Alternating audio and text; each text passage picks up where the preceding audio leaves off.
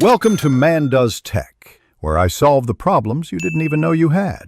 You start by making sure cheats are enabled and you have permission, otherwise commands will fail. Open your world settings or start a LAN session and toggle Allow Cheats to On. On servers, ask an admin for operator status or use console access. Once done, understand the command structure. /game mode, followed by the mode name or numeric ID, and optionally the target player name. This sets you up to change mode immediately without guessing or crashing the session. Now you execute the command. Type /game mode and then the mode name, creative, survival, adventure, or spectator, or its numeric ID like 1 for creative.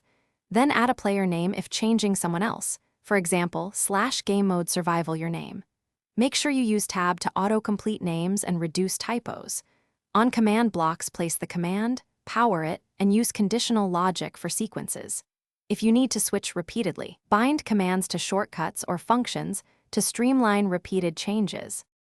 Finish by verifying the change. In creative, you can fly and items are unlimited. In survival, you have hunger and item durability. If the command reports insufficient permissions, run it from the server console or request operator rights. Console commands bypass player restrictions. If nothing changes, restart the world or re-enable cheats, then try again. One troubleshooting tip. If target names fail, use the UUID or tab complete the name. Often the issue is a mistyped player name or lacking op status. Thanks for watching. If you found this helpful, don't forget to like and subscribe.